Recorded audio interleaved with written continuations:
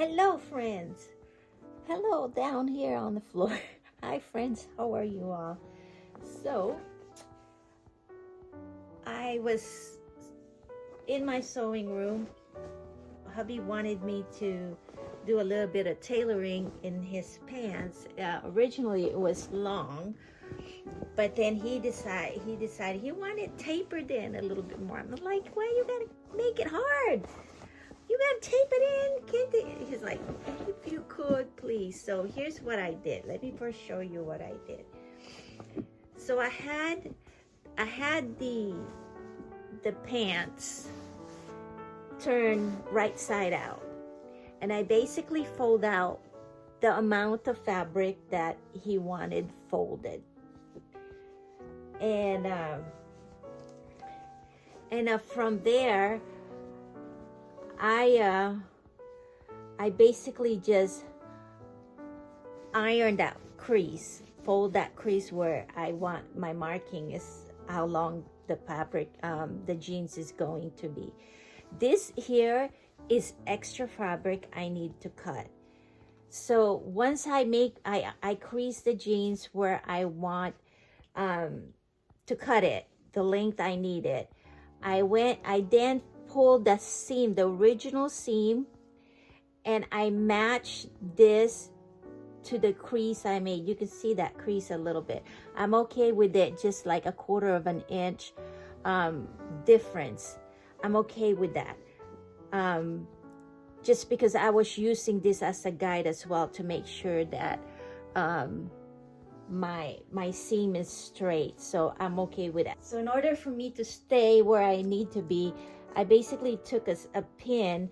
I put my pin right there at my seam, and then I went to look for the crease I made, and I kind of matched, and I pinned it, and then pin it like so in place so it doesn't move. So I did that four times on the jeans, and then I aligned it all the way across, and from there I just stitch using the seam here as my guide. So it was a 1/4 of an inch from my sewing needle down, and so I went and sew all the way across. So there I got my my right seam. So this is the amount of fabric I was cutting. So if you fold it inward,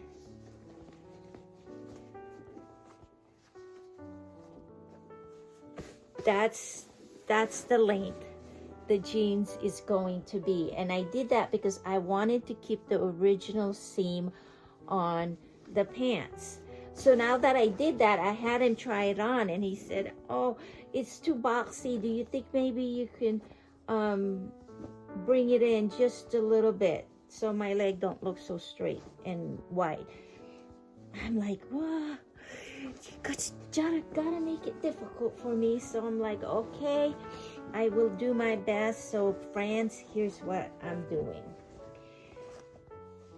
So here's what I'm doing. This was the seam, the pants that I had sewn, and on the seam where there's no crease, like, look at the difference. Look at this one. There's a like a what do you call those, French seam going on here. Okay, this one doesn't.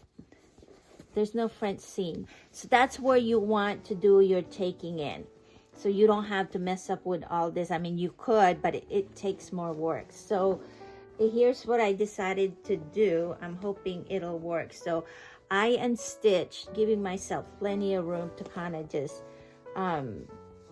work it and try to take in a little bit from here. But I don't think I actually have enough. So I'm going to have, I don't mind if I have to rip the seam that I just did. It's okay. I could just redo it. So that one was super easy. And that's how you want to, that's how I like to cut my jeans any pants that are too long, with the exception of some elastic, like workout clothes, you know, anything stretchy materials.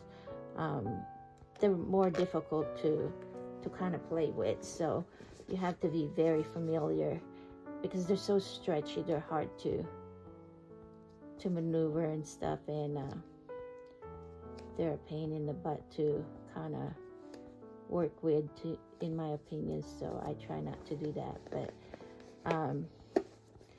so I'm hoping that's enough for me to cut that seam there. And I'm gonna have to rip this open, which I already did, because it's gonna be taken out after I've done my side seam here. So I've already ripped it, and then all I need to do is just fold it twice. Looks like 1/4 of an inch fold, so that's all I have to do. And just kind of pay attention on how your material, how you're ripping your seam, how they had originally folded things. You know, this way you can just follow it. That's really how I do things. You know, I just, when I open up the seams, I just kind of pay really good attention on what's happening as I start ripping things up. So there's that. And so now I'm gonna try, and I'm gonna get me a ruler, and I'm just gonna do a gradual tapered in, not too much. And I'm just gonna take my ruler and then just kind of do some marking and see how that is. And before I cut it, I want to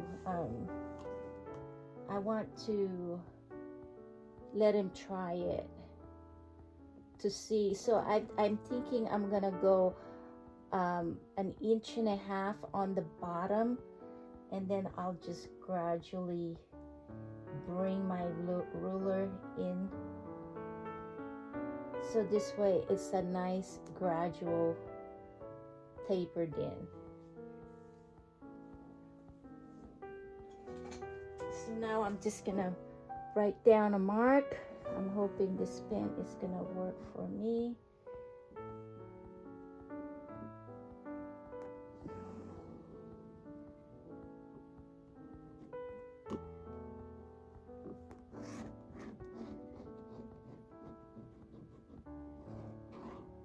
So I went up about really 17 inches, and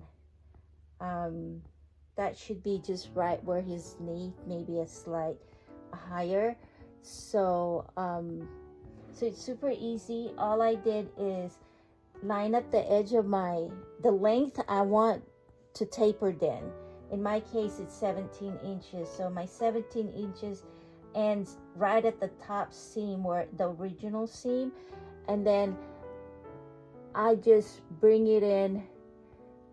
I watch that original seam, and I just kind of bring it in to however much you want it tapered, and I'm saying 1.5 inches on the bottom of it. So all I do is just draw that straight line. So now make sure that the other side is nice and flat. I'm just gonna pin it.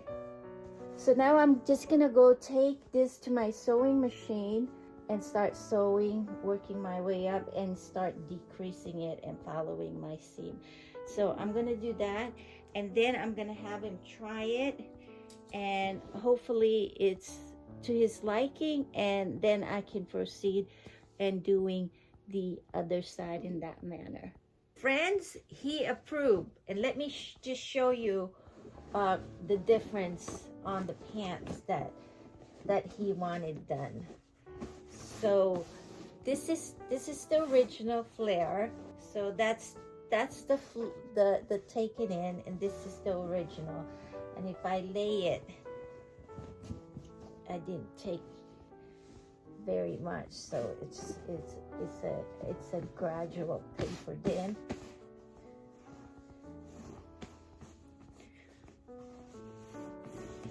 Just really the biggest one is right here on the bottom. See, there's that adjustment that we did. So it's just really started from here and just working to 1.5 inch on here. So he liked it. I think it does look a little bit better and not so boxy. You know, he said it makes me look so short because it's so boxy. So yeah, he liked it. So I'm just gonna go ahead and cut the. So here's what it looks like on the inside. This is how much I cut. So I'm just gonna go ahead and cut that out, and then do my serge the end like this, and then this way it doesn't starts to fray. So, and then I'm gonna go ahead and cut the bottom as well, and yeah, that's pretty much it. I'm gonna cut it down through here, and then get my fold the same way to 1/4 inch twice, and then lined up my seam all over again. So yeah, that's what I'm gonna do.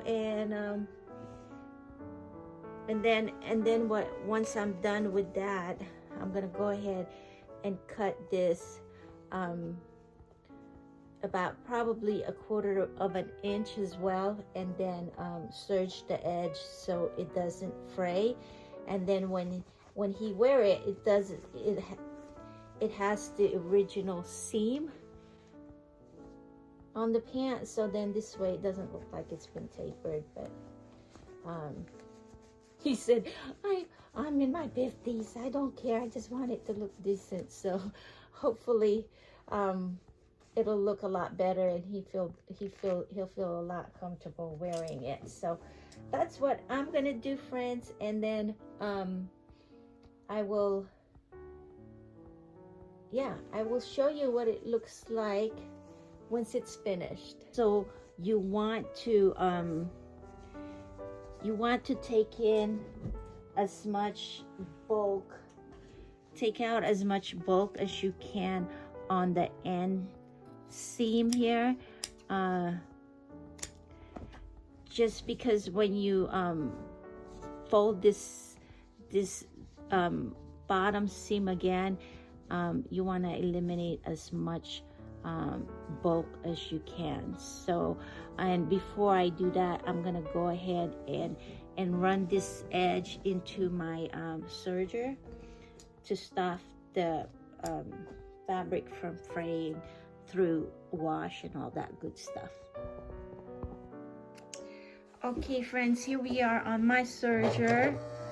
I'm just using my Kenmore. I do have an industrial, but it's in the shop at the moment. I mean, shop is across the property. And so I'm using my portable Kenmore serger right now. Sorry if you're shaking. I'm hitting the camera stand with the fabric, with the jeans. So sorry about that. So now I'm just gonna see that, and let me show you what it looks like. Now I know a lot of you guys may not have, look at that, beautiful, may not have a serger, and that's really okay. You can use a zigzag stitch on your sewing machine, to get the pretty similar objective. It's not going to be the same look, but it'll protect the edge from fraying.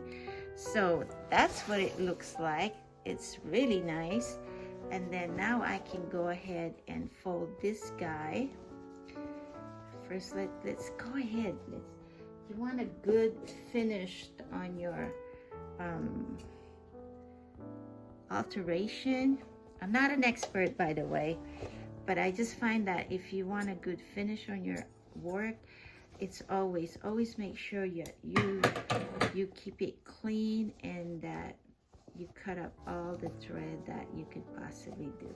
And then you just go ahead and do another stitch on there, and then making sure that you are using the same thread. So we want to keep it as original as possible. So I do have this colored thread, and at this point I do want to add another stitch on here.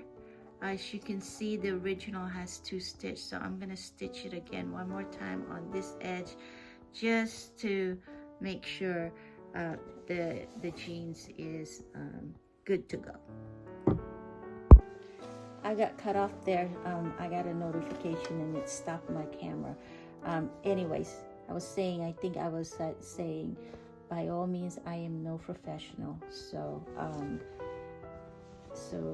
just be aware of that. And this is just my way of finding my way through as simple as alteration on a denim jeans. So I hope this is helpful. If you guys have any question, feel free to jot them down, and I will do my best to answer them the best way I know how. So there's the new hem. It does look much better. It's not as squared like it originally was. So, and he likes that. So that's what the jeans, the legs look like on the bottom. I hope you'll be brave enough to give it a try if you ever need to take in or cut a too long of a hem. Wherever you may be, if you are experiencing the same situation I am, I hope that you guys are okay and you take care of yourself and just stay home, stay out of the road, and be safe. So for now, you all take care. God bless us all, and I will see you on the next video. Bye-bye.